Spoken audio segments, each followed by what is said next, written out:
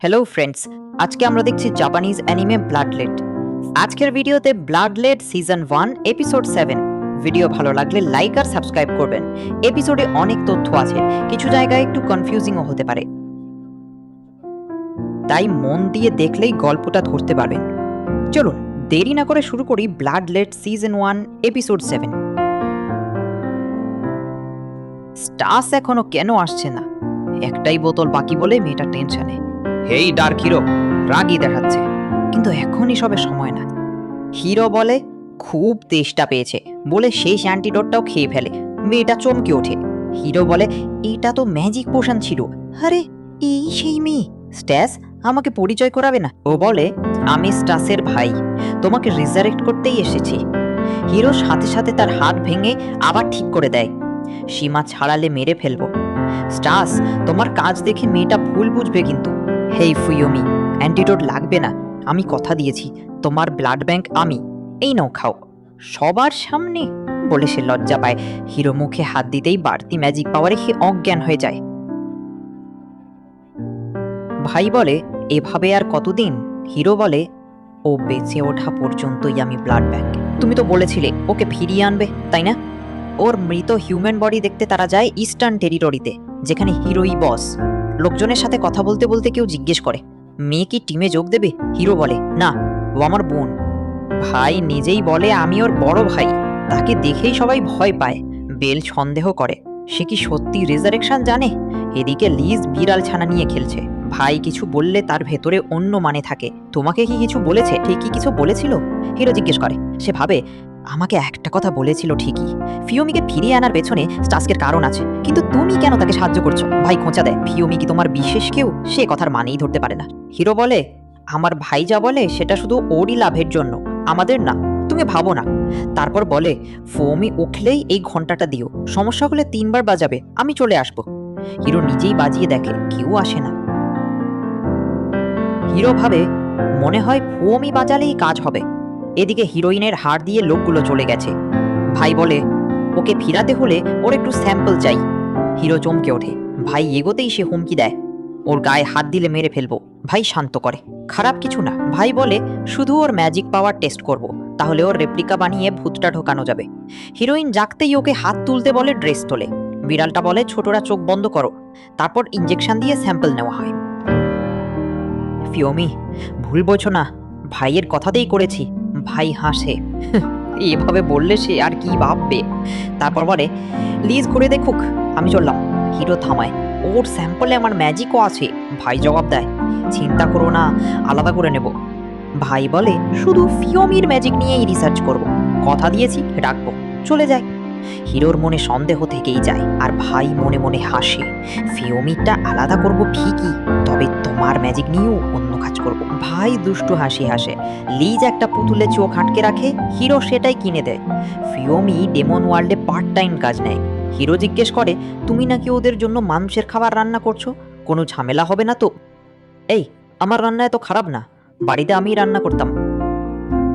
Hero ভাবে ওর তো মা নেই, তবু ফিওমি হিরো আর তার বোনের জন্য মানুষের খাবার বানায়। সে বলে মাস্ক খুলে খাও। কাঁদছো কেন?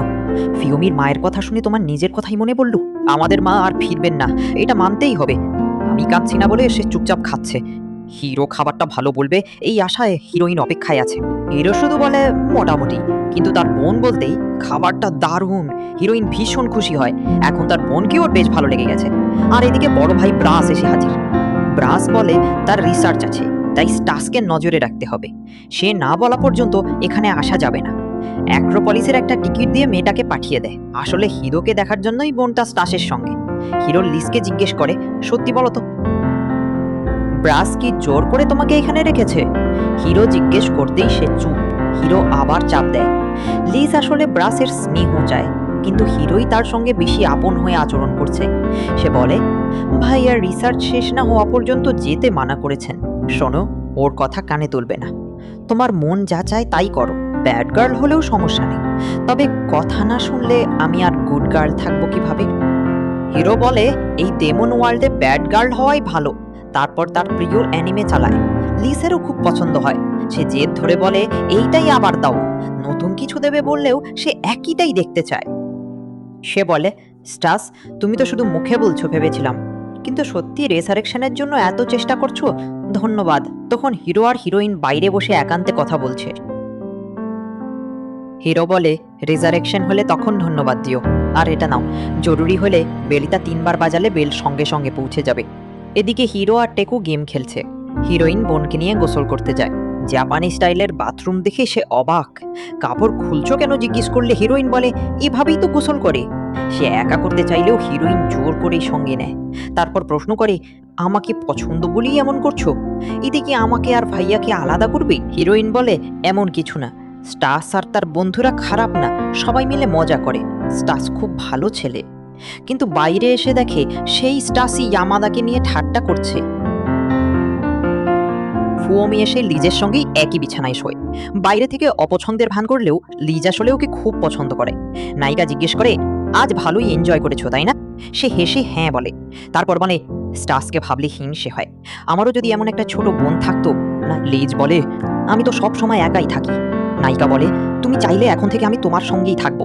সকালে উঠে দেখে নায়িকা উধাও। ওখানে একটা চিঠি পড়ে আছে, আমাকে খুঁজো না। এটা দেখে নায়ক একদম স্তব্ধ। অপহরণকারী ভাবে খুব খিদে পেয়েছে, আগে ব্রেকফাস্ট খাই। নায়ক আর তার বোন বলে, ফুমি নিজে থেকে পালায়নি।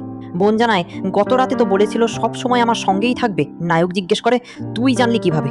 নায়ক বলে, আমার রক্ত ছাড়া সে লুকিয়ে যাবে এটা সে জানে, তাই নিজে থেকে যায়নি, কেউ ওকে তুলে নিয়ে গেছে। টেনশনে সে আফসোস করে, সময় মতো পাশে থাকতে পারে না। আমরা যে স্টাসকে চিনি, সে এমন কথা বলে না, নিজের দোষও মানে না। স্বাভাবিক মতোই বলো। বিড়ালটা বলে, পুরো ডেমন ওয়ার্ল্ড খুঁজে হলেও তাকে ফিরিয়ে আনুন। নায়ক ঠান্ডা গলায় বলে, খুঁজে আনো, না হলে ডেমন ওয়ার্ল্ডে কাউকেই বাঁচতে দেব না। সবাই তখন খুঁজতে বেরিয়ে পড়ে। লিজ বলে, ফুমি কোথায় সেটা আমার ভাই জানে। নায়ক অবাক হলে সে জানায়, স্যাম্পল নেওয়ার সময় ভাই ওর গায়ে গোপনে ট্র্যাকার বসিয়েছিল, কাউকে বলতে মানা ছিল। নায়ক বলে, এখনই অ্যাক্রোপলিসে যাও, ট্র্যাকিং ডিভাইসটা কোথায় দেখো, লোকেশন পেলে আমাকে ফোন দিও। বোন দ্বিধায় বলে, কিন্তু ভাই তো যেতে মানা করেছিল। নায়ক অনুরোধ করে, ফুয়োমি নিখোঁজ শুনে আমি তোমাকে জোর করে পাঠিয়েছি, ভাইকে বলবে। হিউম্যান ওয়ার্ল্ড থেকে আনা আমার সব মাঙ্গা, গেমস, অ্যানিমে তোমাকেই দেব। প্লিজ এটা করে দাও, আমার জন্য এটা যথেষ্ট। এই পুতুলটাই যথেষ্ট, আমি সামলে নেব। আর শোনো, এটা তোমার জন্য না, ফুয়ুমির জন্যই করছি। এ কথা বলি সে টিকিট ছিঁড়ে ফেলে। ঠিক তখনই অ্যাক্রোপলিসে যাওয়ার জন্য একটা ড্রাগন হাজির। ফুয়ুমিকে না পেলে কাউকে ছাড়বো না বলে এসে চলে যায়।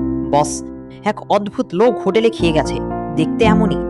ইয়ামাদার শেপ শিফটার শক্তি দিয়ে সে লোকটার রূপ নিয়ে ছবি তুলে আমাদের হিরোকে পাঠায়। এই লোকটাই সন্দেহভাজন।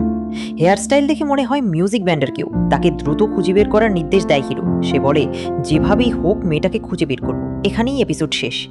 হিরো জানে তার ভাই অপহরিত, তাহলে হিরোইনকে আবার কে আর কেন তুলে নিল? আসল ঘটনা জানতে পরের এপিসোড দেখুন।